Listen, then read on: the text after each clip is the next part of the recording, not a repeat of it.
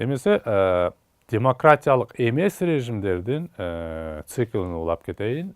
Кийинкиси болсо мурда болсо тоталитаризмди караган болсок, андан кийин Линц менен Степандын айткан авторитаризм, султанизм жана посттоталитаризм деп айтат. Анын ичинен азыр султанизмге токтоп кетели. Султанизм деген бул дагы демократиялык эмес режимдердин бири. Бунун өзгөчөлүктөрүн айтаардан мурун биз Макс Вебердин өздөрүнүн эмгектеринин биринде патримониализм деген түшүнүктү айтып кеткенин эске салып кетейин. Патримониализм бул негизи атадан балага калат деген негизи мурас система жөнүндө болот. Бунун өзгөчөлүгү султанизм бул ошо патримониализм деген системанын мындай аша чаап кеткен формасынын кандайдыр бир формасы деп айтсак болот да. Бул султанизм болсо авторитаризм же болбосо тоталитаризмден айырмаланып, бир топ эле бул учурда саясий плюрализмди эске албаганда негизинен социалдык, экономикалык плюрализм бир топ уруксат берилет. Калк болсо, мисалы, өздөрүнүн дүкөндөрүн ачып, экономикада өзүнүн бизнеске болгон чектөөсүн алганда, мындайча айтканда, экономикалык салыштырмалуу плюрализм, эркиндик бар. Жана ошондой эле коомдо дагы элдер өздөрүнүн хоббисине, өздөрүнүн кызыкчылыктарына жараша коомдо бир топ эркиндик берилген. Бул жактан дагы коомдук маселелер боюнча дагы коомдо элдер бул же тигил маселелерге өздөрүнүн эркин айтып, өздөрүнүн оюн, пикирлерин айтып, катышканга мүмкүнчүлүк бир топ эле деңгээлде берилет деп айтылат. Ошол бул султанизмдин мисалы кайсы өлкөлөрдө болду эле дегенде, дүнү жүзүндө биз Маркостун Филиппиндеги Маркостун мисалы кейсин айтсак болот. 1965 жылдан 1986 жылга чейин.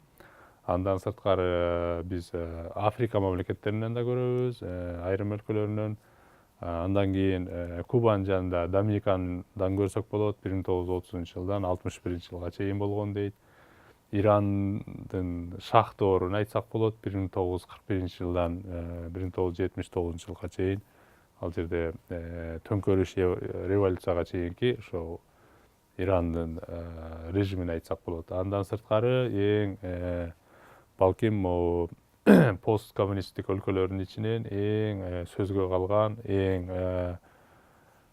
мындай жарык мисал болуп калган биз Румынияны айтып кетсек болот. Румынияда Чаушеску деген, Николай Чаушеску.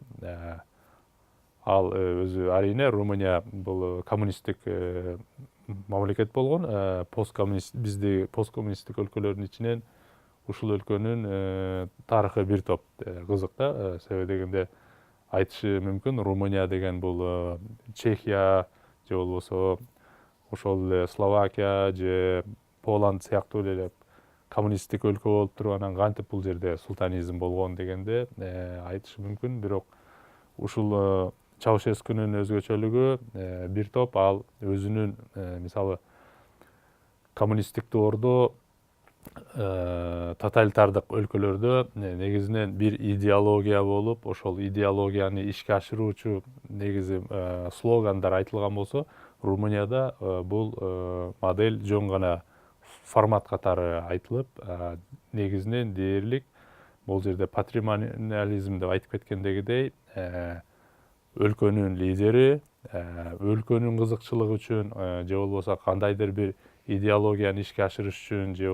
болбосо коомдун кайсы бир катмарын же пролетариат деген сыяктуу катмардын кызыкчылыгынын өкүлү катары ошону ишке ашырууну көздөбөй эле көпчүлүк учурда өзүнүн жеке каалоолорун, өзүнүн жеке кылгысы келген иштерин гана ошонун арты менен гана алек болуп калган деп айтылат. Ошондуктан Румынияны биз авторитардык режим дегенден дагы султанизм деген режимге Степан менен Линстин аныктамасы боюнча бул жака койсок боло берет. Анан кайгылуусу бул Румынияда билебиз 89-жылы аянтта майрам болуп аткан учурда эле ал жерде эл толкуп чыгып, анын аягы ошол эле бир нече күндөн кийин Румыниянын ошол учурда биринчи секретари Чаушеску аянтчада ок жеп, мындай трибуналга кетип, ошол жерден өлгөнү белгилүү. Арийне султанизмдин дагы кандай өзгөчөлүктөрү бар эле дегенде, султанизмде дагы тоталитаризм сыяктуу же болбосо авторитаризм сыяктуу бул жерде саясий системанын өзүн алып көрө турган болсок, арийне бул жерде формалдуу бир өлкөдө кандайдыр бир партия болушу мүмкүн. Ошол учурда алар дээрлик слоган сыяктуу жөн гана формалдуу гана функцияны аткарып жүрөт, бирок берки режимдерден айырмаланып, кандайдыр бир идеологияны же болбосо элдерди мобилизациялоодо, мисалы коммунисттик доорлордо кандайдыр бир идеологияны айтып, элдерди оңой эле мобилизациялап, топтоп, буну интенсивдүү мобилизация деп да коет. Ошол интенсивдүү мобилизация бул жерде дээрлик жок деп койсок болот.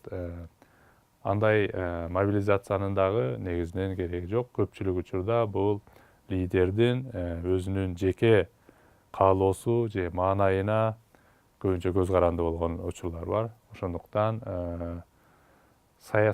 саясий чөйрөдөбү, экономикалык чөйрөдөбү же болбосо коомдук чөйрөдөбү коомдогу өзгөрүүлөр кээде алдын ала айтып болбос өзгөрүүлөр көпчүлүк учурда күтүлөт. Анткени бул жерде турукташкан бир программа же болбосо идеология болбогондуктан султандын өзүнүн көпчүлүк учурда султан деп коюп атабыз, мындайча айтканда лидердин өзүнүн жеке каалоолору жана ойлоруна гана көз каранды болуп, коомдогу өзгөрүүлөр бат-бат бул учурда алмашып турганын биз билебиз. Эми болсо буга чейин айтып кеткен демократиялык эмес режимдердин 4 түрүнө токтолуп кетебиз деп мурда айтып кеткен болсок, муну акыркысы эми пост тоталитаризм жөнүндө сөз кылып кетейин. Пост тоталитардык доор качан келди дегенде, өзүңүздөр билгендей 60-жылдарда болсо бийликке Хрущев келет. Сталин болсо ал учурда өлүп, ордуна Хрущев коммунисттик партияны жетектеп, мисалы СССРды башкарып калды дейли. Ошол учурдан баштап СССРда Хрущевдин ордунда Сталиндин ордунда кетирилген саясий террор, катуу башкаруу, тоталдык көзөмөл, репрессиялар, ошол учурда жалпы идеологияга таянып, компартиянын идеологиясына таянып кетирилген аябай чоң тоталдык башкаруулардагы катачылыктарды катуу сынга алып, мындан ары биз десталинизация доорун кылышыбыз керек деп Хрущев айткандан кийин, мурдагы биз мурда өмүрү көрүп көрбөгөндөй катуу башкаруудагы коммунисттик тоталитаризм формасын жумшартып, акырын пост тоталитардык доорго кире баштайт дейт. Бул болсо арийне азыркыдагыдай авторитардык форма эмес, бирок мурдагыдай тоталитардык катуу бир кол башкарган, идеология башкарган, лидер башкарган, коммунизм башкарган доор бүтүп, анын жумшак формасы келе баштады дегенден кабар берет дейт. Мындайча айтканда, мурда деген көпчүлүк учурда партиянын идеологиясынын негизинде легитимдештирилип, өлкөдө мобилизация жаралып, иштер аткарылып жүргөн болсо, бул учурда көбүнчө коомдук легитимдештирүү деген түшүнүк пайда болот деп айтылат.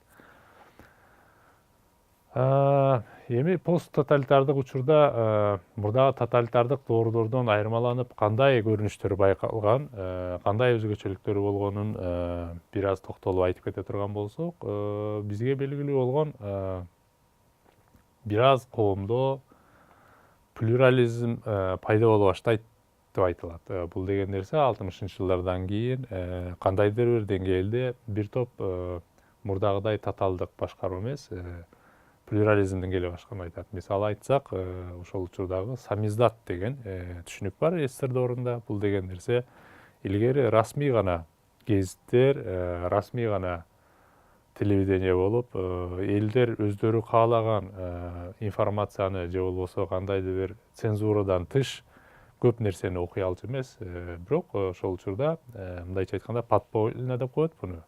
Жашыруун түрдө параллель культуранын пайда болгону айтылат. Бул самиздат деп. Ошол эле мисалы айрым чет өлкөлүк жанрдагы кинолорду болбосо дагы ошол чыгармаларды туурап жазган же макалаларды жазган бир топ китептердин же болбосо журналдардын пайда боло баштаганы бизге белгилүү. Дагы бир формасы кийинчерээк мисалы дегенде 80-нчи жылдары, 70-нчи жылдардын аяктарында пайда болгон бул деген мисалы Жапандын же Кытайдын өзгөчө Жапандын каратеси мына өзүн өзү коргоо формасы киргени деп айтсак болот. Бул дагы кайсы бир деңгээлде тоталдык башкаруунун жумшарып, кандайдыр бир деңгээлде сырттан дагы бирок подполдук формада кирип атканы жөнүндө айтсак болот.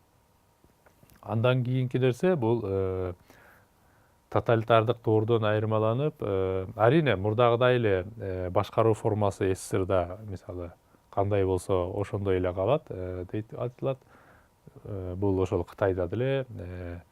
Бирок номенклатура болсо, мындайча айтканда, жалпы өлкөнү башкарып аткан бул элита, саясий элита, номенклатура бул көпчүлүк учурда мурда булар бир топ жаш болгон болсо, ошол кишилер бир топ каарып дейт бул учурда. Анан кийин номенклатура көпчүлүк учурда улгайган кишилерден турган дейт. Мурда деген арине ал көпчүлүк учурда бир лидердин каалоосу менен көбүрөөк болгон болсо, будан кийин партиялык органдардан, дагы жана башка органдардан кошулуп номенклатураны карыганы айтылат. Эми дагы бир нерсе бул идеология. Арине бул учурда дагы идеология толугу менен мурдагы СССРдагыдай кандай болгон болсо, ал жоголуп кеткен жок, бирок идеология көпчүлүк учурда формалдык формага айланып, көпчүлүгү ишенбей, ага ишенбей, кызыксыз боло баштаганы дагы айтылат деп айтылат. Андан кийин болсо, эң акыркысы бул коллективдик идея көпчүлүк учурда бул формалдык формага айлана баштады деп айтылат. Ушул 4 өзгөчөлүктү эске ала турган болсок, биз мурдагы тоталитардык доору бүтүп, андан кийин пост тоталитардык доорго кирген форманы биз өзгөчө ошо салыштыруу политологиянын рамкасында монтип карап түшүндүрүп кыскача мүнөздөмө берип кетсек болот.